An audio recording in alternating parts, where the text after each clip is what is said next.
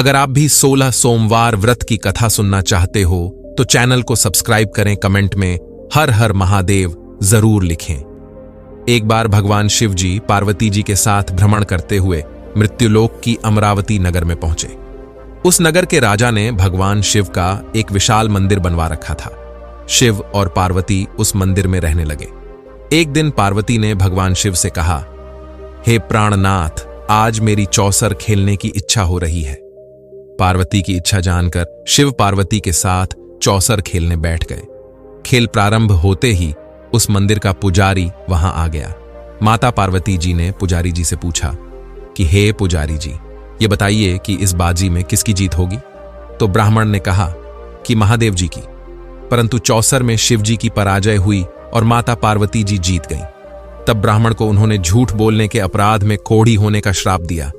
शिव और पार्वती उस मंदिर से कैलाश पर्वत लौट गए। पार्वती जी के श्राप के कारण पुजारी कोढ़ी हो गया।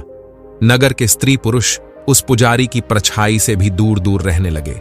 कुछ लोगों ने राजा से पुजारी के कोढ़ी हो जाने की शिकायत की तो राजा ने किसी पाप के कारण पुजारी के कोढ़ी हो जाने का विचार कर उसे मंदिर से निकलवा दिया। उसकी जगह दूसरे ब्राह्मण को पुजारी बना दिया। कोढ़ी पुजारी मंदिर के बाहर बैठकर भिक्षा मांगने लगा। कई दिनों के पश्चात स्वर्गलोक की कुछ अप्सराएं उस मंदिर में पधारी और उसे देखकर कारण पूछा। पुजारी ने निसंकोच पुजारी ने उन्हें भगवान शिव और पार्वती जी के चौसर खेलने और पार्वती जी के शाप देने की सारी कहानी सुनाई।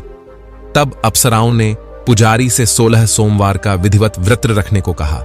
पुजारी द्वारा पूजन विधि पूछने पर अप्सराओं ने कहा, सोमवार के दिन सूर्योदय से पहले उठकर स्नानादि से निवृत्त होकर स्वच्छ वस्त्र पहनकर आधा सेर गेहूं का आटा लेकर उसके 3 अंग बनाना, फिर घी का दीपक जलाकर गुड़, नैवेद्य, बेलपत्र, चंदन, अक्षत, फूल, जनेऊ का जोड़ा लेकर प्रदोष काल में भगवान शिव की पूजा अर्चना करना।